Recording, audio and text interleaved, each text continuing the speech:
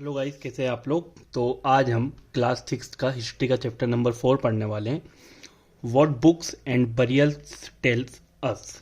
तो जो बुक्स होती है और जो पहले ज़माने में जो भी होते थे राजा महाराजा या फिर जो नॉर्मल इंसान वगैरह रहते थे, उन लोगों को जो दफनाया जाता था, तो इन सब चीज़ों से हमें क्या पता चलता है।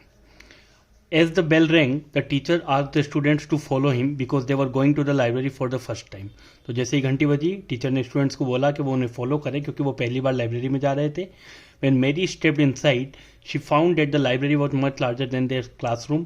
हम सब जानते हैं कि जब क्लासरूम में जाते हैं और जब लाइब्रेरी में जाते हैं तो there is a big difference. Library की साइज़ काफ़ी बड़ी होती है जबकि क्लासरूम्स छोटे होते हैं. And there were so many shelves all full of books. और वहाँ पे कई ऐसी शेल्फ्स थी जिनमें सब में बुक्स रखी हुई थी. In one corner was a cup board filled with large old volumes. और एक कॉर्नर में एक कप बोर्ड बना हुआ था जहाँ पे जो पुराने और लार्ज वॉल्यूम्स रखे हुए थे. Seeing her trying to open the cupboard, the teacher said. तो जब उन्होंने देखा कि मैरी वो कप बोर्ड को खोलने की कोशिश कर रही है, टीचर ने उन्हें कहा, that cupboard has very special books on different religions. Did you know that we have a set of the Vedas. तो जब उन्होंने वो बुक खोलने की कपबोर्ड में से बुक निकालने की कोशिश करी तो उनके टीचर ने उनसे पूछा कि क्या आपको पता है कि वहाँ पर जो बुक्स रखी हुई है काफ़ी स्पेशल बुक्स है जो कई डिफरेंट रिलीजन्स पे है. क्या आपने पढ़ा है वेदास के बारे में कि हमारे जो धर्म है उसमें वेद होते हैं या वेदास कुछ ऐसी चीज़ होती है. तो चलिए अब पढ़ते शुरू करते chapter. You may have heard about the Vedas. तो हम सब ने वेदास के बारे में सुना ही होगा. जिन्होंने नहीं सुना तो कोई बात नहीं, हिंदू धर्म में वेदास कहते हैं. तो देयर आर 4 ऑफ देम. तो 4 वेद है, the Rigveda, the Samaveda, Yajurveda and Atharvaveda. The oldest Veda is the Rigveda. तो सबसे जो ओल्डेस्ट वेद है वो कौन सा है? ऋग्वेद है. The oldest Veda is the Rigveda and it was composed about 3500 years ago. Almost 3500 साल पहले ऋग्वेद को कंपोज किया गया था. The Rigveda includes more than 1000 hymns. तो इसमें 1000 से ज़्यादा हाइम्स है. तो हाइम्स जो होता है उनको बोला जाता है सुक्त या फिर वेल सेड. जो हाइम्स का मीनिंग होता है वो होता है या तो सुक्त या फिर well said. These hymns are in praise of various gods and goddess. अलग अलग गॉड्स और गॉडेस का प्रेज करते हुए ये हाइम्स कंपोज की गई है. 3 गॉड्स आर स्पेशली इंपॉर्टेंट. तो पुराने जमाने में 3 गॉड्स जो थे उन्हें स्पेशली इंपॉर्टेंट माना जाता था. पहले थे अग्नि जिन्हें गॉड ऑफ फायर कहा जाता था. दूसरे थे इंद्र जिन्हें वारियर गॉड कहा जाता था. और तीसरे थे सोम जो कि एक प्लांट था from which a special drink was prepared. तो एक सोम रस करके, अगर किसी ने रामायण या फिर महाभारत वगैरह देखी होगी तो जो पुराने जो चैनल आते हैं पौराणिक कथाएं वगैरह, उन सब के अंदर ये सोम रस जो होता है इसका काफ़ी बार मेंशन किया जाता है. तो ये जो सोम होता था एक प्लांट होता था जिससे एक स्पेशल ड्रिंक जिसे सोम रस कहा जाता था वो बनाया जाता था. These hymns were composed by sages rishis. तो ये जो हाइम्स थे इन्हें साधु महात्माओं के द्वारा बनाया गया था.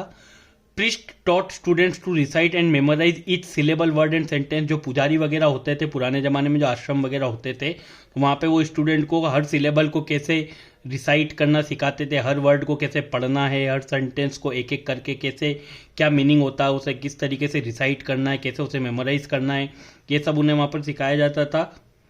Most of the hymns were composed taught and learned by man. ज़्यादातर जो हाइम्स होते थे उस समय पे, क्योंकि ऐसा माना जाता है कि पुरानी जो हमारी सभ्यता थी वो पुरुष प्रधान थी, तो इस कारण उस समय पे ज़्यादातर जो हाइम्स थे उन्हें कंपोज किया जाना, उन्हें पढ़ाया जाना, उन्हें सीखना, तो ये सारे जो काम रहते थे पुराने ज़माने में पुरुष ही ज़्यादा करते थे. A few were composed by women, but कुछ जो थे वो विमेन्स के द्वारा भी बनाए गए थे. The Rigveda is in old और वैदिक संस्कृत. तो जो ऋग्वेद लिखा गया है ये ओल्ड संस्कृत या फिर वैदिक संस्कृत जिसे कहा जाता है उस भाषा में लिखा गया है. Which is different from the Sanskrit you learn in school these days. तो आज के टाइम पे हम जो स्कूल में संस्कृत सीखते हैं, ये जो ओल्ड और वैदिक संस्कृत थी ये उससे बिल्कुल अलग थी. देन अगर हम यहाँ बात करें तो Sanskrit is a part of a family of language known as Indo European. तो एक जो इंडो यूरोपियन करके एक फैमिली है लैंग्वेज की, संस्कृत उसका एक पार्ट है. Some Indian languages such as Assamese, Gujarati, Hindi, Kashmiri and Sindhi. तो ये जो और कई एशियन लैंग्वेजेस जैसे पर्शियन और कई यूरोपियन लैंग्वेज जैसे English, French, German, Greek, Italian और स्पेनिश, वो भी इसी फैमिली को बिलोंग करती है. तो देखिए जो इंडो यूरोपियन है, नाम से आप देख सकते हैं, इंडो मतलब जो इंडियन रीजन है ये, और यूरोप मतलब यूरोपियन रीजन. तो संस्कृत भी इसी जो फैमिली का पार्ट है। और हमारे इंडिया की कई लैंग्वेज जैसे आसामीज, गुजराती, हिंदी, कश्मीरी, सिंधी, पर्शियन भी, और कई यूरोपियन लैंग्वेज जैसे English, French, German, Greek, Italian और स्पेनिश, ये सब भी इसी फैमिली को बिलोंग करती है। They are called a family because they originally had words in common. इन्हें क्यों एक फैमिली कहा जाता है, क्यों एक परिवार कहा जाता है?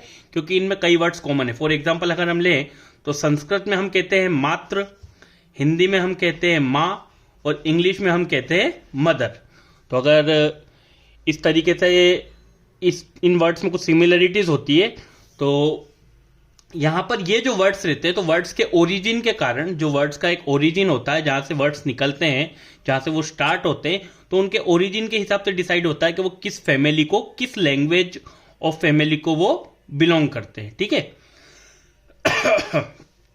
अब यहां पे आपने और कोई सिमिलरिटीज देखी तो other languages used in the subcontinent belong to different family. Subcontinent मतलब होता है एक ऐसा रीजन जो 3 तरफ से पानी से घिरा हुआ होता है, उसे सब कॉन्टिनेंट कहा जाता है। जैसे इंडिया जो है वो 3 तरफ से पानी से घिरा हुआ, तो उसे इंडियन सब कॉन्टिनेंट कहा जाता है। तो यहाँ पे जो कुछ लैंग्वेज है सब कॉन्टिनेंट मतलब जो इंडिया का मैप इस तरीके से होता है नीचे से, तो यहाँ जो रीजन है यूजुअली इसे सब कॉन्टिनेंट कहा जाता है, क्योंकि इस तरफ और इस तरफ, तीनों तरफ से पानी से घिरा हुआ है वो। ठीक है। For instance those used in the north east belong to the Tibeto Burman family. जो नॉर्थ ईस्ट में लैंग्वेज है वो तिब्बत बर्मन फैमिली को बिलोंग करती है। जो तमिल, तेलुगु, कन्नड़ और मलयालम है, ये सब द्रविडियन फैमिली को बिलोंग करती है।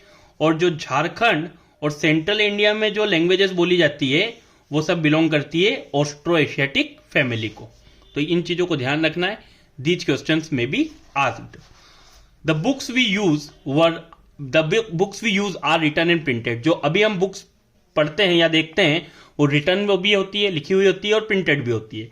The Rigveda was recited and heard rather than read. तो पहले के जमाने में क्या होता था कि उन्हें पढ़ा नहीं जाता था, उन्हें रिसाइट किया जाता था गुरुओं के द्वारा, जो सेजेस रहते थे उनके द्वारा, और जो उनके शिष्य वगैरह रहते थे वो उन्हें सुनते थे। It was written down several centuries after it was first compose. तो जब ऋग्वेद कंपोज हुआ, ऋग्वेद 3500 साल पहले कंपोज हुआ था, तो तब ये लिखा हुआ नहीं था। इसे बाद में रिटन फॉर्म में किसी के द्वारा कंपोज किया गया था। And it was printed less than 200 years ago. तो ऑलमोस्ट 200 ईयर्स अगो पहले ऋग्वेद जो है उसे एक रिटन फॉर्म में कंपोज किया गया। उसके पहले इसे सिर्फ रिसाइट किया जाता था, कुछ एक फॉर्म थी, और जो दूसरे शिष्य वगैरह होते थे, जो दूसरे लोग होते थे, वो इसे सुनते थे और सुनकर इससे ज्ञान प्राप्त करते थे। How historians study the Rigveda. कैसे हिस्टोरियंस जो थे वो ऋग्वेद को पढ़ते थे। अब कोई चीज मानो लिखी हुई तो थी नहीं, अभी हमने पढ़ा कि 200 साल पहले इसे लिखा गया, तो ऋग्वेद को पढ़ते कैसे थे? तो historians like archaeologist find out about the past, but in addition to material remains they examine written sources as well. तो हिस्टोरियंस जो होते हैं, जैसे आर्कियोलॉजिस्ट जिन्हें कहा जाता है, तो ये आर्कियोलॉजिस्ट वो लोग होते हैं जो पास्ट के बारे में पता करते हैं। ठीक है। But in addition to material remains, जो मटेरियल रिमेन्स इन्हें मिलते हैं पुराने जमाने के, उसके अलावा they examine written sources as well. जो पुराने जमाने की लिखी हुई चीजें इन्हें मिलती है उसको भी वो एग्जामिन करते हैं। Some of the hymns in the Rigveda are in the form of dialogues. तो ऋग्वेद में कुछ जो हाइम्स है वो डायलॉग्स की फॉर्म में है। This is part of one such hymn. यहाँ पे हम एक जो पार्ट देखने वाले हैं इस तरफ, ये एक हाइम का पार्ट है जो कि एक डायलॉग है, एक वार्तालाप है, एक टॉक है। किस किस के बीच में? एक आपने साधु का नाम सुना होगा, काफी फेमस थे, विश्वामित्र, उनके बीच में, और 2 नदियों के बीच में, जो ब्यास, बीस और सतलुज। ठीक है। डेट वर वर्शिप्ड एज गॉडेस। तो जैसा कि हम सब जानते हैं कि हमारी कंट्री में जो नदियां हैं उन्हें मां समान माना जाता है, गंगा मां, नर्मदा मां। तो हमारी जो संस्कृति है वो ऐसी है कि हम नदियों को माँ के समान ट्रीट करते हैं, हम धरती को भी माँ मानते हैं। तो प्रकृति को हम अपनी माँ मानते हैं, क्योंकि प्रकृति से ही इंसान का उद्गम हुआ है। We all got developed into this earth through the nature. तो हम नेचर के थ्रू इस एग्जिस्टेंस जो हमारा है, जो हम एग्जिस्ट करते हैं, तो वो हम नेचर के थ्रू ही एग्जिस्ट करते हैं। डेट्स वाई हम हमारी सभ्यता में, हम हमारी कल्चर में जो नदियां होती हैं, जो धरती होती है, उसे माँ का दर्जा देते हैं। तो इस तरीके से ऋग्वेद में कुछ हाइम्स ऐसे भी है जो डायलॉग्स के रूप में। तो यहाँ पे जो आप एक हाइम्स देख रहे हैं, तो ये ऋग्वेद में से ही लिया गया है। A page from a manuscript of the Rigveda. तो जो मनुस्मृति जिसे कहा जाता है, तो ऋग्वेद का एक मैन्यूस्क्रिप्ट है, उसमें से एक पेज में से ये लिया गया है। This manuscript of the Rigveda on birch bark, तो एक जो पेड़ की छाल होती है, क्योंकि हम सब जानते हैं जो पेपर्स बनते हैं वो पेड़ की छाल से ही बनते हैं, ठीक है। तो जो ये पेड़ की छाल होती थी पहले उसके ऊपर लिखा जाता था। It was found in Kashmir, ये कश्मीर में मिला था आर्कियोलॉजिस्ट को ये पन्ना। About 150 years ago it was used to prepare one of the earliest printed text of the Rigveda, और अबाउट 150 years ago, ऑलमोस्ट 150 साल पहले, इट वॉज यूज, इसका यूज करके पहला अर्लीस्ट प्रिंटेड टेक्स्ट जो था, हमने सबने पढ़ा कि जो ऋग्वेद है उसे कंपोज तो 3500 ईयर्स के पहले किया गया था, ऑलमोस्ट 3500 ईयर्स अगो, बट जो उसका प्रिंटेड फॉर्म था वो 200 ईयर्स अगो पहले कंपोज किया गया। तो ये उनमें से एक पेज है जिसे कि ऋग्वेद जो है उसे रिटन फॉर्म में कंपोज किया गया था, as well as in English translation, और इसका इंग्लिश ट्रांसलेशन भी किया गया। It is now preserved in a library in Pune Maharashtra, तो अभी पुणे महाराष्ट्र में एक लाइब्रेरी है, वहां पर इसे प्रिजर्व करके संभाल कर रखा हुआ है।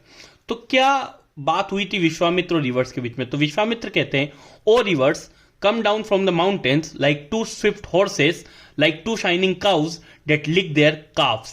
तो विश्वामित्र कहते हैं कि हे नदियों, आप इन पहाड़ों से निकल कर आओ जैसे दो तेजी से दौड़ने वाले घोड़े आते हैं उस तरीके से, like two shining cows, दो चमकती हुई गायों की तरह, जो अपने बछड़ों को, जैसे गाय कैसे प्रेम करती है, जैसे एक माँ अपने बेटे को या बेटी को, बच्चे को गोदी में लेकर प्रेम करती है, उसी तरह जो गाय बछड़े होते हैं आपने देखा होगा कि गाय उन्हें लिक करती है, उन्हें चाटती है, उनकी बॉडी को चाट कर वो उन्हें अपना प्यार दिखाती है। जिस प्रकार से हम ह्यूमन लोग अपने बच्चों को उन्हें उनके चिक्स पे किस करके, उनके माथों पर किस करके अपना प्रेम दिखाते हैं, उस तरीके से ये गायों का भी तरीका है। You move like chariots to the sea, chariots means होता है रथ, तो वो कह रहे हैं कि आप एक रथ की तरह समुद्र में जाइए, through the power of Indra, Indra की जो शक्ति है उससे यूज करते हुए। You are full of water and wish to unite with one another, तो आप पानी से पूरी तरह भरी हुई है और हम चाहते हैं कि आप दोनों एक दूसरे से मिल जाएं। तो रिवर्स कहती है, we who are full of water, हम जो पानी से भरे हुए हैं, move along the path the gods have made for us, तो हम उसी रास्ते से जाएंगे जो रास्ता भगवान ने हमारे लिए बनाया है। Once we start flowing we can not be stopped, एक बार अगर हम बहना चालू हो जाते हैं तो फिर हम रुकते नहीं है। Why do you pray to us O sage, तो ए साधु, आप हमें क्यों प्रार्थना कर रहे हैं कि हम बहना शुरू कर दें? तो विश्वामित्र वो थे जो मानते हैं कि नदियों को धरती पर लाए थे। तो विश्वामित्र कहते हैं, oh sisters please listen to me, तो कहते हैं मेरी बहनों मेरी बात सुनो। The singer who has come from a distance with his chariots and carts, के ये जो आपको बुला रहा है ये वो बंदा है जो काफी एक दूरी से आया है आपको बुलाने के लिए, अपने रथों के साथ, अपने कार्ट्स के साथ। Let your waters not rise above our axles, तो आप कोशिश कीजिए कि आपका जो पानी है, तो एक्सल्स मीन्स जो रथ के पहिए रहते हैं उसमें जो जुड़ी, जहां पे वो रथ जोड़े जाते हैं, पहिए जोड़े जाते हैं किसी भी रथ से, उसे एक्सल्स कहा जाता है। तो बोले कि आप आपके पानी को इन एक्सल्स जो है इससे ऊपर ना जाने दे, so that we can cross safely, ताकि हम भी आसानी से आपको पार कर सके। तो रिवर्स कहती है, we will listen to your prayer so that you can cross safely, हम आपकी ये जो प्रार्थना है इसे सुनेंगे ताकि आप आसानी से सेफली क्रॉस कर सकें।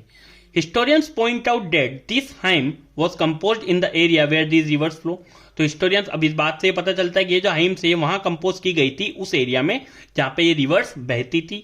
दे also suggest that the sage lived in a society where horses and cows were valued animals, क्योंकि यहां पर आपने बात की उन्होंने किन दो जानवरों का उदाहरण दिया था, हॉर्स का और काउस का। तो हिस्टोरियंस ने इससे ये भी एक इंटरप्रिटेशन निकाला कि भैया उस समय पे जो इंपॉर्टेंट एनिमल्स थे वो थे horse and cows. That is why the rivers are compared to horses and cows, और इसीलिए उनका जो कंपेरिजन है वो उन्हीं के साथ किया गया। अब do you think chariots were also important, तो आप क्या मानते हैं कि उस समय पे जो रथ वगैरह थे वो भी इंपॉर्टेंट होते थे? Give reasons for your answer, तो क्या रीजन हो सकते हैं? तो देखिए हम सब जानते हैं कि पहले जमाने में एक जगह से दूसरी जगह ट्रेवल करने के लिए कोई कार, बस, बाइक, मोटरसाइकिल, ट्रेन ये सब तो होता नहीं था। तो एक जगह से दूसरी जगह ट्रेवल करने के लिए किसका यूज किया जाता था? एनिमल्स का। बट एनिमल्स जो थे उस पर तो एक या दो आदमी जा सकते थे। पुराने जमाने में जो रथ वगैरह थे उनका उपयोग किया जाता था ताकि एक जगह से दूसरी जगह ट्रांसपोर्ट करना किसी भी सामान को, या एक जगह से दूसरी जगह ट्रेवल करना इंसान के लिए इजी बन सके। Other rivers especially the Indus and its other tributaries and the Saraswati are also named in the hymns. तो यहां पे हमने बात की थी कि ये जो विश्वामित्र और दो रिवर के बीच में या कन्वर्सेशन है उसमें तो मतलब ब्यास और सतलुज इन दो नदी के बीच में। बट जो ऋग्वेद है उसके अंदर कई ऐसी जगह है जहां पे सरस्वती का भी नाम आया है, और गंगा और जो यमुना है उनका नाम सिर्फ एक एक बार ऋग्वेद में मेंशन हुआ है। Now cattle, horses and chariots. There are many prayers in the Rigved for cattle, children and horses. तो कई ऋग्वेद में जो प्रेयर्स हैं वो कैटल से रिलेटेड है। कैटल मतलब ऐसे जानवर जो कि पाले जाते हैं वो, चिल्ड्रन जिसमें ज्यादातर सन्स पुत्रों की बात की गई है, और कई हॉर्सेस से रिलेटेड है। Horses were yoked to chariots that were used in battle. तो हॉर्सेस जो है उन्हें चैरियट से जोड़ा जाता था। रथ यूजुअली जो घोड़े थे वही रथों को खींचते थे क्योंकि उनका यूज बैटल्स में किया जाता था, विच वर फॉट टू कैप्चर कैटल। तो ठीक है, वो क्यों लड़े जाते थे उस टाइम पे युद्ध, ताकि जो कैटल वगैरह होते थे, एक जगह के जो राजा थे, दूसरी जगह के जो राजा थे, उनके पास जो कैटल्स वगैरह होते थे, क्योंकि कैटल्स का यूज क्यों किया जाता था, जैसे गाय हुआ, भैंस हुई, इन सब से क्या था, मिल्क प्रोड्यूस करते थे वो, तो उनसे जो रिलेटेड टू फूड आइटम्स कई बन सकते थे, तो इसके लिए पहले के जमाने में युद्ध होते थे। Battles were also fought for land, जमीनों के लिए युद्ध लड़े जाते थे पुराने जमानों में। Which was important for pasture, जो कि कैटल होते थे उनके खाने के लिए जो घास चारा होता था वो पास्चर में मिलता था, तो वो पास्चर वगैरह को जीतने के लिए राजा आपस में लड़ते थे। And for growing hardy crops that ripen quickly such as barley, और उस टाइम पे बार्ली जिसे कहा जाता है कि बाजरा जो होता है उसको भी जीतने के लिए, ऐसे पास्चर्स, ऐसे खेतों को जीतने के लिए, ऐसी जगहों को जीतने के लिए कि जहां पे जो क्रॉप्स थी, जो फसलें थी उस टाइम पे आसानी से उग जाती थी, जो कि उस टाइम के लोग अपने खाने के लिए यूज करते थे, इसलिए भी युद्ध लड़े जाते थे। Some battles were fought for water, कई युद्ध ऐसे थे जो पानी के लिए लड़े गए। एंड टू कैप्चर पीपल, और कई जो थे वो अपनी जो एक साम्राज्य था उसे बढ़ाने के लिए, लोगों को जीतने के लिए। Some of the wealth that was obtained was kept by the leaders, तो कुछ वेल्थ जो लड़कर जीती जाती थी वॉर्स में, उसे तो कुछ लीडर्स जो थे कुछ तो अपने पास रख लेते थे। Some was given to the priest, पुराने जमाने में जो पुजारी वगैरह होते थे उन्हें काफी रेप्यूटेड इंसान माना जाता था, काफी इंपॉर्टेंट पर्सन वो माने जाते थे, तो कुछ उसमें से वेल्थ में से हिस्सा प्रिस्ट लोगों को दे दिया जाता था। And the rest was distributed amongst the people, और जो कुछ बचा हुआ रहता था वो लोगों में बांट दिया जाता था। Some wealth was used for the performance of yajna, यज्ञ मतलब यज्ञ जिसे कहा जाता वो, या फिर sacrifices in which offerings were made into the fire. तो कुछ वेल्थ जो थी उसका यूज क्यों किया जाता था, कोई यज्ञ वगैरह करने के लिए, या फिर कोई सेक्रीफाइस जैसे कि बलि दी जाती है जानवरों की, वो in which offerings were made into the fire, जिसमें जो चढ़ावा था वो अग्नि देवता को आग में चढ़ाया जाता था। These were meant for God's and goddess, तो ये तो हम आज भी करते हैं। तो आज भी जो कई यज्ञ वगैरह होते हैं हम घर में करवाते हैं, कोई पूजा पाठ करवाते हैं, तो उसके अंदर भी हम जो भगवान वगैरह रहते हैं उन्हें चढ़ावा वगैरह चढ़ाते हैं। तो आपने देखा होगा कि एक वो बनाया जाता है यज्ञ करने के लिए स्थान, जिसमें लकड़ियां वगैरह रखी जाती है, उसमें आग वगैरह लगाई जाती है, क्योंकि ये माना जाता है कि जो अग्नि है वो प्योर कर देती है, प्योरिटी के लिए, शांति के लिए कोई भी जो यज्ञ वगैरह होता है, तो इन सब चीजों में जो चढ़ावा चढ़ाया जाता है वो ये माना जाता है कि ये हमारी तरफ से भेंट है भगवान को, देवी देवताओं को। Offerings could include ghee, grain and in some case animals, तो ऑफरिंग में आपने देखा होगा घी चढ़ाया जाता है, जो ग्रेन्स वगैरह होते हैं जैसे चावल हुए, गेहूं हुए, ये सब चढ़ाए जाते हैं, और कुछ केसेस में जो बलि दी जाती है उनमें एनिमल्स को भी सेक्रीफाइस किया जाता है। Most man took part in these Wars, ज्यादातर पहले जमाने में जो वॉर्स में पार्ट लेते थे वो आदमी लोग लेते थे, मैन लोग लेते थे। There was no regular army, पहले के जमाने में जो बहुत अर्ली एज की हम बात करें, जब ये ऋग्वेद वगैरह सब होते थे, तब जो आर्मीज की वो कोई रेगुलर नहीं होती थी। But there were assemblies where people met and discuss matters of war and peace, पर उस टाइम पे कुछ एक असेंबलीज की तरह लोगों का, एक तरीके से आप कह सकते हैं कि अलग अलग जगह के जो लोग थे या फिर एक जगह रहने वाले जो लोग थे वो आपस में मिलते थे, बैठते थे, बातें करते थे किस किस के बारे में, और वहां उस टाइम पे रिलेटेड जो भी मैटर्स होते थे, कोई वॉर से रिलेटेड या पीस से रिलेटेड, अगर वॉर चल रहा है तो उसे कैसे रोका जाए, अगर किसी को जीतना है तो वॉर में क्या क्या किया जाए, इन सब मैटर्स को डिस्कस करते थे। दे ऑल्सो चूज लीडर्स, वो अपने जो लीडर्स वगैरह होते थे उन्हें चुनते थे, who were often brave and skilful warriors, और ऐसे लोगों को अपना लीडर चुना जाता था वॉर में जो कि काफी ब्रेव होते थे, साहसी होते थे और स्किलफुल वॉरियर्स होते थे। कई वर्ड्स होते थे जिनमें पीपल को डिस्क्राइब करने के लिए यूज किया जाता था। There are several ways of describing people in terms of the work they do, the language they speak, the place they belong to, their family, their community and cultural practices. तो जिस प्रकार का कोई काम करता था, जैसी लैंग्वेज वो बोलते थे, जिस जगह से लोग बिलोंग करते थे, जैसी उनकी फैमिली होती थी, जैसी उनकी कम्युनिटी होती थी, जैसे उनके रीति रिवाज थे, उस तरीके से अलग अलग वेज थे कि किस प्रकार से लोगों को डिस्क्राइब किया जाए। तो हम देखते हैं कि ऐसे कौन से वर्ड्स हैं जिनका यूज ऋग्वेद में किया गया था, वहां पे उस टाइम पे जो लोग होते थे उन्हें डिस्क्राइब करने के लिए। तो there are two groups who are described in the terms of their work. तो दो टाइप के जो ग्रुप्स थे उन्हें डिस्क्राइब किया गया था ऋग्वेद में। There are two groups. The priest, जो पहले जो होते थे वो थे पुजारी, समटाइम्स कॉल्ड ब्राह्मण्स, जिन्हें ब्राह्मण्स भी कहा जाता था, हु परफॉर्म्ड वेरियस रिचुअल्स, जो कि सारे जो रिचुअल्स वगैरह होते थे, जो रीति रिवाज होते थे, उन्हें परफॉर्म करते थे। एंड द राजास, तो एक टाइप के जो लोग थे जो प्रिस्ट थे जिन्हें ब्राह्मण कहा जाता था, और दूसरे थे जो राज करते थे जिन्हें राजा कहा जाता था। These rajas were not like the ones you will be learning about later. ये राजा उस टाइप के नहीं थे जिनके बारे में आप बाद में पढ़ेंगे। They did not have capital cities. उस टाइम पे जो राजा होते थे उनकी कोई कैपिटल सिटीज नहीं होती थी। पैलेसेस, कोई उनके पास बड़े बड़े महल नहीं होते थे, कोई बड़ी आर्मीज नहीं होती थी, ना वो उस टाइम पे लोगों से कोई टैक्स वगैरह वसूल करते थे।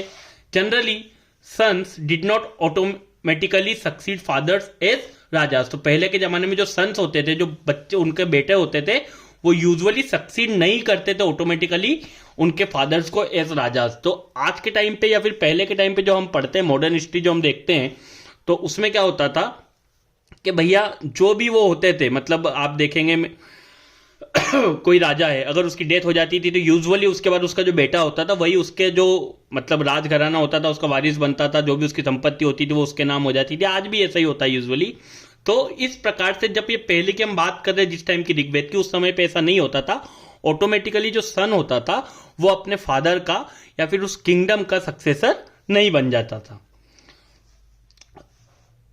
Now two words were used to describe the people और the community as a whole. तो दो वर्ड्स यूज किए गए लोगों को डिस्क्राइब करने के लिए या फिर पूरी कम्युनिटी को डिस्क्राइब करने के लिए एज अ होल। तो वन वर्ड वॉज जन। एक वर्ड तो किस लिए यूज किया, जिसे कहा गया जन, which we still use in Hindi and other language, जिसका हम यूज आज हिंदी में भी बोलते हैं और इंग्लिश में भी, दूसरी लैंग्वेजेस में भी करते हैं।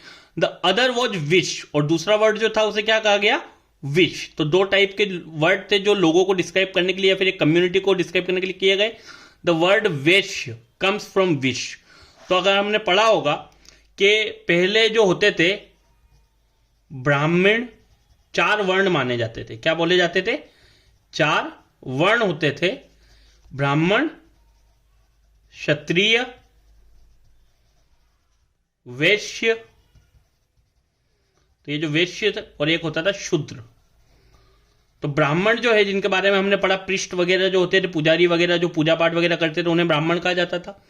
जो राजा वगैरह होते थे, जो लोग युद्ध वगैरह लड़ते थे या फिर जो राज करते थे, उन्हें क्षत्रिय कहा जाता था।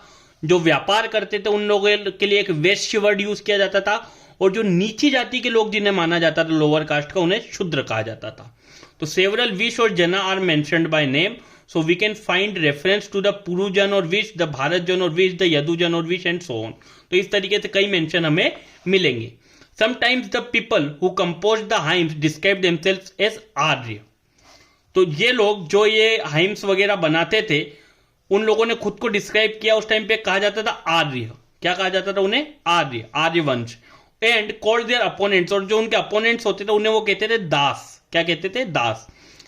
These were people who didn't perform sacrifices. ये जो होते थे लोग, ये sacrifices वगैरह कोई परफॉर्म नहीं करते थे, and probably spoke different languages. और ये लोग जो इनकी लैंग्वेजेस होती थी वो अलग अलग होती थी। Later, the term Das and the feminine दासी came to mean slave. बाद में ये जो वर्ड था दास और दासी, इनका यूज किया गया स्लेव, जो लोग गुलाम बना लिए जाते थे राजाओं के द्वारा युद्ध जीतने के बाद। तो ये वर्ड बाद में, ये टर्म उनके लिए यूज किए जाने लगी। Slaves were women and men who were often captured in war. तो slaves यूजुअली वो मैन और वीमेन होते थे जिन्हें वॉर में अपने कब्जे में ले लिया जाता था। मतलब मानिए ए की बी से लड़ाई हुई, एक स्टेट है ए, एक स्टेट है बी, ए की बी से लड़ाई हुई, ए ने बी को हरा दिया, ए डिफीटेड बी। तो यहां के जो भी लोग थे वो ए के लिए क्या हो जाते थे, स्लेव्स हो जाते थे। They were treated as the property of their owners. उन्हें जो राजा वगैरह थे वो दास को अपनी एक प्रॉपर्टी की तरह मानते थे, जैसे चाहे उनसे काम करवा ले, जो चाहे उनसे काम करवा ले। Who could make them do what ever work they wanted. तो जो उनसे कुछ भी काम करवा सके वो उन्हें अपनी एक संपत्ति की तरह मान लेते थे। While the Rigveda was being compose in the north west of the subcontinent. तो ऐसा माना जाता है कि जो ऋग्वेद है उसे कहां यूजुअली कंपोज किया गया, नॉर्थ, साउथ, ईस्ट और वेस्ट। तो ये जो नॉर्थ वेस्ट रीजन है, यूजुअली माना जाता है कि जो ऋग्वेद है हमारा वो इस रीजन में कंपोज किया गया। पर जो दूसरी जगह थी, जो दूसरे एरिया थे, वहां पे भी कुछ ना कुछ डेवलपमेंट हो रहे थे उस टाइम पर, तो चलिए उनके बारे में भी पढ़ते हैं। Silent sentinels, the story of the megaliths. These stone boulders are known as megaliths. तो यूजुअली जो बिग स्टोन्स होते थे, जो बड़े पत्थर होते थे, उन्हें मेगालिथ्स कहा जाता था। मेगा मतलब बड़ा, मेगालिथ्स बड़े पत्थर, लिथ मीन्स स्टोन, मेगा मीन्स बड़े, तो मेगालिथ्स जो होते हैं वो बड़े पत्थर को कहा जाता था। These were carefully arranged by people and were used to make burial sites। तो इन्हें केयरफुली अरेंज किया जाता था लोगों के द्वारा, और इनको क्यों केयरफुली अरेंज किया जाता था? टू मार्क बरियल साइट, जहां किसी को की लाश को दफनाया जाता था उसे मार्क करने के लिए इन बड़े बड़े पत्थर को अरेंज करके एक तरीके से एक स्ट्रक्चर बनाया जाता था। The practice of erecting megaliths began about 3000 years ago. तो ये जो प्रैक्टिस थी कि भाई मेगालिथ्स वगैरह जो बड़े बड़े पत्थर है वो लगाया जाए, ये अराउंड 3000 ईयर्स अगो ये शुरू हुई थी। And it was prevalent through out the Deccan. Deccan means जो साउथ रीजन है, साउथ इंडिया, उसे डेक्कन कहा जाता था, वहां पर ये काफी प्रिवेलेंट थी। नॉर्थ ईस्ट में, मतलब ये जो हमारा एरिया है नॉर्थ ईस्ट का, मणिपुर वगैरह यहाँ पर, और कश्मीर में, ये जो मेगालिथ्स वगैरह थे, ये जो पत्थर लगाने की परंपरा थी बरियल साइट्स पे, ये यूजुअली इन 3 एरियाज में की जाती थी। तो इस तरीके से आप देख सकते हैं कि यहाँ किसी व्यक्ति को दफनाया जाता था और उसके आसपास इस तरीके से बड़े बड़े पत्थर ऐसे लगाए जाते थे ताकि जो उसकी बरियल साइट्स थी उसे मार्क किया जा सके। Some important megalithic sites are shown on map 2 page 13। तो जो बुक का मैप 2 है पेज 13 पे, वहां पे कुछ इंपॉर्टेंट मेगालिथिक साइट्स को भी मेंशन किया गया है। While some megaliths can be seen on the surface. कुछ मेगालिथ्स जो थे उन्हें सरफेस पे देखा जा सकता था, जैसे यहां दिख रहा है। Other megalith burials are often underground. कुछ मेगालिथिक बरियल्स ऐसे भी होते थे जो अंडरग्राउंड होते थे, जमीन के नीचे होते थे। Sometimes archaeologist find a circle of stone boulders or a single large stone standing on the ground. तो कई जगह तो जो आर्कियोलॉजिस्ट थे उन्हें इस तरीके से एक सर्कल मिलता था, स्टोन बोल्डर्स, बड़े बड़े पत्थर इस तरीके से रखे हुए। और कई जगह पे क्या होता था, जैसे आज भी आपने देखा होगा, जो क्रिश्चियंस वगैरह होते हैं या फिर जो मुस्लिम्स वगैरह होते हैं, उनकी जो स्लेव बनती है वहां पे एक ऐसे एक बड़ा सा एक स्ट्रक्चर, एक जो टाइल्स वगैरह होती है, जो एक जो बड़ी आप कह सकते हैं मार्बल की स्लेब होती है पत्थर की, उसे उस जगह पर लगा दिया जाता है। तो कई जगह पर तो उन्हें पूरे सर्कल ऑफ स्टोन बोल्डर्स मिले और कई जगह उन्हें एक बड़ा लार्ज स्टोन मिला जो कि ग्राउंड में खड़ा हुआ था, उसे गाड़ा हुआ था। These are the only indication that there are burials beneath. और यही एक इंडिकेशन थे कि उस जगह पर किसी को गाड़ा हुआ है। There were several things that people did to make megaliths. तो कई ऐसी चीज थी जो लोग वहां पे उस टाइम पे करते थे मेगालिथ्स बनाने के लिए। तो क्या करते होंगे? अब उन्होंने कहा कि इसे अरेंज कीजिए। तो सबसे पहले भाई क्या करते होंगे? Digging pits in the earth, transporting stones, breaking boulders, placing stones in position, finding suitable stones, shaping stones, burying the dead. तो सबसे पहले तो भैया क्या करेगा? सबसे पहले तो आदमी क्या करेगा कि सुटेबल, सबसे पहले तो वो लोग क्या करेंगे भैया? सबसे पहले तो सुटेबल स्टोन को फाइंड करेंगे कि भैया ये जो स्टोन है इसे फाइंड किया कि ये स्टोन हमें लगाना है, ठीक। उसके बाद क्या करेगा? ट्रांसपोर्ट करेगा स्टोन्स को वहां पे ट्रांसपोर्ट किया जाएगा। तो फर्स्ट फाइंडिंग करेगा उसे, देन उसे ट्रांसपोर्ट किया जाएगा। थर्ड उसे क्या करेंगे? शेप करेंगे कि किस शेप में उसे लगाना है वो, ठीक है। देन उनको बड़े बड़े पत्थरों को क्या करा जाएगा? तोड़ा जाएगा, ब्रेकिंग बोल्डर्स। उसके बाद क्या किया जाएगा? फिफ्थ, खड्डे खोदे जाएंगे अर्थ के अंदर जिसमें उन्हें लगाया जाए। Then sixth one is placing stones in the position. वो जो स्टोन्स, वो जो अलग अलग पीस रहे जिन्हें शेप में लाया गया उन्हें पोजीशन में किया जाएगा। और फाइनल स्टेप क्या रहेगी? बरिंग द डेड, जो 7th स्टेप रहेगी आखिरी, कि जो डेड है उसे उसमें दफना दिया जाएगा। All these burials have some common features. तो ये जितने भी इस तरीके से बरियल्स आर्कियोलॉजिस्ट को मिले, इसमें कुछ कॉमन फीचर्स थे। Generally the dead were buried with distinctive ports. तो जो जनरली जो डेड होते थे उन्हें पोर्ट्स मतलब अलग अलग टाइप के, इस तरीके से मटके टाइप का जो स्ट्रक्चर होता है, घड़े टाइप का, वो उसमें रखा जाता था। Which are called black and red ware, जिन्हें या तो ब्लैक वेयर कहा जाता था या रेड वेयर कहा जाता था। Also found are tools and weapons. इस तरीके से उनके साथ जो बरियल साइट मिली है, इस तरीके से उनके साथ टूल्स और वेपन्स जो थे उन्हें भी उनके साथ दफनाया जाता था। कई जगह पे जो हॉर्सेस थे उनके भी स्केलेटन्स पाए गए हैं। हॉर्स के इक्विपमेंट जो होते थे वो भी पाए गए हैं। ऑर्नामेंट्स जो होते थे स्टोन और गोल्ड के, वो भी इन जगह पर पाए गए हैं, ठीक है। Find out about social differences. अब अभी हमने जैसे पढ़ा था कि जो राजा होते थे, अब वो लोग जिन लोगों को जीत लेते थे उन्हें दास और दासी बना लेते थे। तो सोशल डिफरेंस, जो सामाजिक भेदभाव है, क्या वो भी उस टाइम पे होता था? तो archaeologist think that objects found with a skeleton probably belong to the dead person. तो आर्कियोलॉजिस्ट क्या बोलते हैं कि जो ऑब्जेक्ट यूजुअली किसी भी स्केलेटन के साथ, स्केलेटन जो होता है, कोई जो हड्डियों का एक ढांचा किसी इंसान का मिलता था, उसके साथ जो भी चीजें मिलती थी, वो प्रोबेबली यही माना जाता था कि वो डेड पर्सन की होती थी। Sometimes more object are found, और उन्हें उनके साथ दफना दिया जाता था। यूजुअली क्या होता था, कुछ टाइम तो ज्यादा ऑब्जेक्ट पाए जाते थे एक ग्रेव में दूसरी ग्रेव से। Here one skeleton was buried with 33 gold beads. तो एक स्केल्टन मिला था ब्रह्मगिरी में, उसमें 33 गोल्ड बीट्स मिली थी, 2 stone beads, 4 copper bangles and 1 conch shell. और एक स्केल्टन मिला जिसमें कुछ बस पॉट ही मिले थे। तो यूजुअली इन फाइंड से क्या पता चलता है कि उस समय के जो लोग होते थे, उनका जो स्टेटस होता था वो भी अलग अलग होता था। कोई अमीर होता था, कोई गरीब होता था। तो जो अमीर लोग होते थे, जो रिच होते थे, उनके साथ ज्यादा चीजें जो उनकी होती थी उन्हें दफनाया जाता था, उनके साथ बरी किया जाता था। और जो पुअर लोग होते थे, उनके साथ थोड़ी बहुत चीजें जो भी उनकी होती थी उन्हें दफना दिया जाता था। Were some burial spots meant for certain families. तो क्या कुछ फैमिलीज के लिए, जैसे आजकल होता है कि ये वाला जो एरिया है यहाँ मुस्लिमों के लिए कब्रिस्तान बनाया जाएगा, यहाँ पे जो है यहाँ क्रिश्चियन लोगों के लिए जो सिमेट्री है वो उस टाइप से बनाई जाएगी, यहाँ जो है यहाँ हिंदुओं के लिए एक अलग से बनाया जाएगा जहाँ पे वो अपनी लाशों वगैरह को शव यात्रा, मतलब उनका जो दाह संस्कार वगैरह होता है वो कर सकते हैं। तो क्या उस टाइम पे भी ऐसा होता था? Sometimes megaliths contain more than one skeleton. तो कुछ टाइम पे ये भी पाया गया कि कुछ मेगालिथ्स जो होते थे वहां पे एक से ज्यादा स्केल्टन होते थे।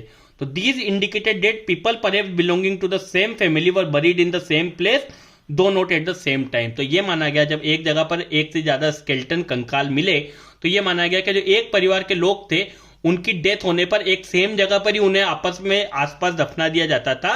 एक सेम टाइम पे नहीं, बट जैसे किसी फादर की डेथ हुई, उसके 60 साल बाद अगर उसके पिता की डेथ हुई तो उसी पर्टिकुलर जमीन के एरिया में उसके बेटे की बॉडी को भी दफना दिया जाता था। The bodies of those who died later were brought into the grave through the port holes.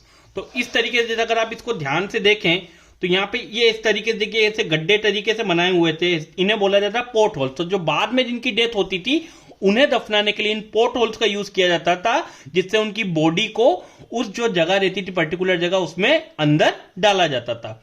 Stone circles और boulders placed on the surface probably served as sign post to find the burial site. जो बड़े बड़े पत्थर लगाए जाते थे, जो megaliths बनाए जाते थे, वो इसलिए बनाए जाते थे सरफेस पे ताकि एक साइन मार्क कर दिया जाए, अगर बाद में जो बरियल साइट होती है जहां पे किसी परिवार के लोगों को दफनाया जाता है उसे ढूंढने में आसानी हो सके। अ स्पेशल बरियल एट इनाम गांव। तो इनाम गांव करके एक जगह है महाराष्ट्र में, वहां पे एक स्पेशल बरियल प्लेस मिला।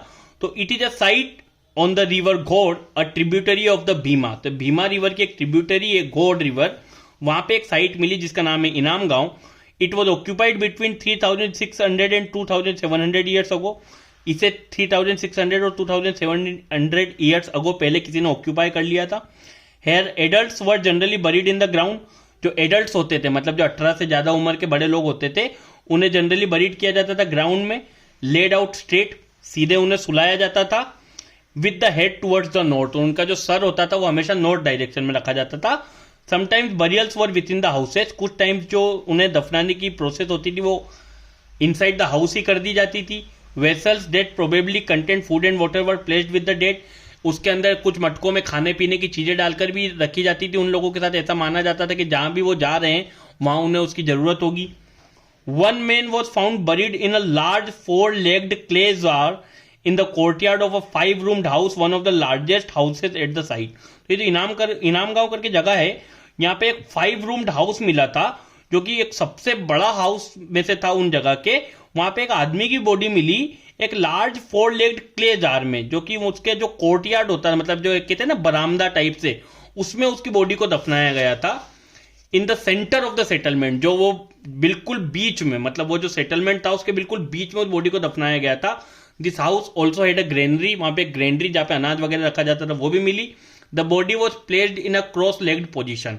तो वो जो बॉडी थी वो एक क्रॉस लेग्ड पोजीशन, मतलब एक टांग के ऊपर एक टांग रखी जाती, that is called cross legged position, उस पोजीशन में उसे दफनाया गया था। Do you think this was the body of a chief? तो क्या हम सोच सकते हैं? तो जी हाँ, बिल्कुल सोच सकते हैं, क्योंकि हम देख रहे थे कि जो भी बॉडीज वगैरह दफनाई जाती थी तो उनके साथ जो जो चीजें मिलती थी उससे डिसाइड कर सकते थे कि वो जो व्यक्ति होता था वो अमीर होता था या गरीब होता था। तो उस तरीके से जब इस सेटलमेंट में ये वाली इनाम गांव करके जो जगह है वहां पे जब ये चीज मिली तो वहां से ये पता चला कि हाँ, क्योंकि वो व्यक्ति जिस जगह पे उसे दफनाया गया था वो जगह काफी सेटलमेंट की सबसे बड़ी जगह थी। वो वहां पे जो कोर्टयार्ड था वो भी बहुत बड़ा था, और उनके साथ जो चीजें रखी गई थी वो भी काफी ज्यादा चीजें रखी गई थी, और उनकी जो बॉडी जिस पोजीशन में मिली उससे भी ये पता चला कि भैया वो राजा महाराजा हो सकते हैं या फिर उस टाइम पे कोई बहुत बड़ा व्यक्ति हो सकता है। तो what skeletal studies tells us, तो यूजुअली आपने देखा होगा जो भी कंकाल वगैरह मिलता है उसकी जो स्टडी वगैरह होती है वो फोरेंसिक डिपार्टमेंट के द्वारा की जाती है। तो क्या पता चलता है? It is easy to make out the skeleton of a child from its small size, तो ये यूजुअली स्केलेटन को देख के पता चल सकता है कि अगर उसकी छोटी साइज है तो किसी बच्चे का होगा, और बड़ी साइज है तो किसी एडल्ट का होगा। However, there are no major differences in the bones of a girl and a boy. जो गर्ल और बॉय होते हैं, मतलब जो छोटे बच्चे होते हैं, अगर उनकी डेथ हो जाती है तो उनके जो स्केलेटन होता है, उनकी जो बोन्स होती है उसमें कुछ ज्यादा डिफरेंस नहीं होता है। Can we make out whether a skeleton was that of a man और अ वुमेन, तो गर्ल और बॉय की जो बोन्स होती है उनमें तो डिफ्रेंशिएट करना आसान नहीं होता है, बट क्या एक मैन और वीमेन का जो स्केलेटन होता है उसे डिफ्रेंशिएट किया जा सकता है। तो sometimes people decide on the basis of what is found with the skeleton, तो कुछ टाइम तो लोग जो आर्कियोलॉजिस्ट वगैरह रहते थे या फिर किन्हीं लोगों को अगर ये सब चीजें मिलती थी तो वो कैसे डिसाइड करते थे कि जो स्केलेटन उन्हें मिला उसके साथ क्या क्या चीजें रखी हुई है। For instance, if a skeleton is found with jewellery it is sometimes thought to be that of woman, अगर वो ज्वेलरी के साथ उस टाइम पे मिलता था तो माना जाता था कि ये किसी व्यक्ति का, मतलब लेडीज का होगा, किसी विमेन का होगा। बट उस टाइम पे तो राजा महाराजा जो होते थे, जो मैन होते थे, वो लोग भी काफी ज्वेलरी वगैरह पहनते थे। However there are problems with this, often man also wore ornament, तो जो हम बात कर रहे हैं कि इसके साथ एक प्रॉब्लम ये थी क्योंकि उस टाइम पे तो जो मैन थे वो भी ऑर्नामेंट्स वगैरह पहनते थे, तो फिर ये डिफरेंशिएट करने का कोई मतलब ऑथेंटिक तरीका हुआ नहीं। A better way of figuring out the sex of a skeleton is to look at the bone structure, तो एक जो सही तरीका था एक कैसे पता चले कि जो स्केलेटन है वो एक मेल का है फीमेल का, तो उसके बोन स्ट्रक्चर से पता चलता था। द हिप और the pelvic area of a women, जो हिप वाली हड्डी होती है या फिर जो पेल्विक एरिया होता है वीमेन का, वो जनरली बड़ा होता था टू इनेबल चाइल्ड बियरिंग, क्योंकि यूजुअली जो विमेन होती है वह बच्चे को जन्म देती है, तो क्योंकि उन्हें बच्चे को जन्म देना होता है तो उनकी जो पेल्विक एरिया रहता है वहां की जो बोन्स रहती है वो ज्यादा बड़ी रहती है in comparison to man. These distinctions are based on modern skeletal studies, जो modern skeletal studies है उनके ऊपर ये डिस्टिंक्शन बेस्ड है, और इस हिसाब से जो पुराने जमाने का अगर कोई स्केलेटन वगैरह मिलता है या फिर अब भी कोई स्केलेटन किसी व्यक्ति का मिलता है तो उस हिसाब से डिसाइड किया जाता है कि either that particular skeleton is of a man or of a woman. About 2000 years ago there was a famous physician, तो एक फेमस फिजिशियन थे 2000 साल पहले जिन्हें चरक कहा जाता था। उन्होंने एक बुक लिखी थी मेडिसिन पे जो काफी फेमस है, Charak Samhita. There he state that the human body has 360 bones, तो वहां उन्होंने क्या बोला था कि जो ह्यूमन बॉडी है उसमें टोटल 360 बोन्स होती है। This is a much larger number than 200 bones, ये जो आज के जमाने में हम बोलते हैं कि 200 हड्डियां होती है इंसान के शरीर में, उससे कहीं ज्यादा थी। Charak arrived at this figure by counting the teeth, joints and cartilage. Charak ने ये जो फिगर दिया था तो वो उन्होंने टीथ को भी गिना था, जॉइंट्स को भी गिना था, जो कार्टिलेज होती है उन्हें भी काउंट किया था। ठीक है। नाउ ये जो इनाम गांव करके साइट मिली महाराष्ट्र में, वहां पे और क्या क्या मिला? Archaeologist have found seeds of wheat, barley, rice, pulses, millets, peas and sesame. तो wheat, barley, rice, pulses, millets, peas और शीशम, इन सबके भी सीड्स वहां पे आर्कियोलॉजिस्ट को मिले। Bones of a number of animals, कई जो एनिमल्स थी अलग अलग एनिमल्स, उनकी वहां पे उनको हड्डियां वगैरह मिली। Many bearing cut marks that show that they may have been used as food, कई उन पे कट मार्क्स भी दिखे जिससे पता चला था उनको फूड की तरह यूज किया गया था। Have also been found. These include वहां पे cattle, buffalo, goat, sheep, dog, horse, ass, pig, sambar, spotted deer and so many animals के स्केलेटन वगैरह वहां पे उस टाइप से मिले। There is evidence that fruit such as ber, amla, jamun, dates and a variety of berries were collected, और ये माना जाता है कि उस टाइम पर कई डिफरेंट टाइप के फ्रूट्स थे जो भी वो अपने फूड की तरह यूज करते थे। ठीक है, तो अब जैसे हमारे इंडिया में इस तरीके से ये सब चीजें मिली, वैसे जो हम देखते हैं कि जो चाइनीज है ये उस तरीके से वहां पर भी कई इंस्क्रिप्शन वगैरह इस तरीके से मिले लोगों को, वहां पे भी ये चीजें पता की गई। ठीक है, तो this is all about this chapter. तो अगर हम पढ़ें कि हमने क्या सीखा, सबसे पहले हम देखें सुक्त। तो सुक्त क्या होता है? जो ऋग्वेद में जो लिखे गए हैं हाइम्स उन्हें कहा जाता था सुक्त, तो इसका मीनिंग होता वेल सेड। चैरियट्स मतलब हमने क्या पढ़ा था? रथ, तो इनका यूज कहां किया जाता था? बैटल्स में यूज किया जाता था। यज्ञ, यज्ञ जो होते थे यज्ञ, तो उसमें क्या किया जाता था, सेक्रीफाइस, कुछ बलि वगैरह चढ़ाई जाती थी या फिर कुछ चढ़ावा चढ़ाया जाता था देवी देवताओं को। दास मतलब किसे कहा जाता था, स्लेव्स को। और मेगालिथ मतलब क्या होता था कि जो बरियल साइट्स होती थी वहां जो बड़े बड़े पत्थर लगाए जाते थे उन्हें मेगालिथ कहा जाता था। तो बाकी चीजें जो हैं आपको ये सब चीजों के बारे में पढ़ना होगा, आसानी से आपको सब चीजें समझाइए ताकि आप इन चीजों को भी अच्छे से कर सकें। जैसे स्लेव्स वर यूज्ड फॉर, तो स्लेव्स का यूज क्यों किया जाता था उस टाइम पर, अपने काम करवाने के लिए। जो भी बड़ी बड़ी फील्ड्स होती थी वहां पे उनका एक दास की तरह यूज किया जाता कि जो भी ऑर्डर उनको उनका मास्टर दे वो उसे फॉलो करे।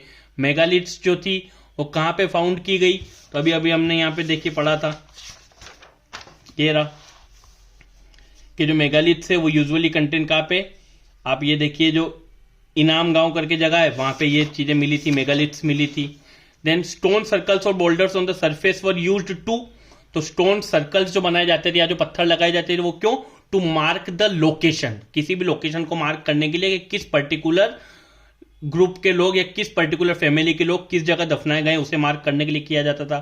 Port holes were use for, port holes क्यों यूज किए जाते थे, ताकि एक ही परिवार के लोगों को जिस जगह पे दफनाना होता था तो उन्हें उस जगह पर, एक परिवार की अगर किसी व्यक्ति को दफना दिया है तो दूसरे व्यक्ति की मृत्यु के बाद उसे उसे वहां पर बरी करने के लिए पोर्ट होल्स का यूज किया जाता था।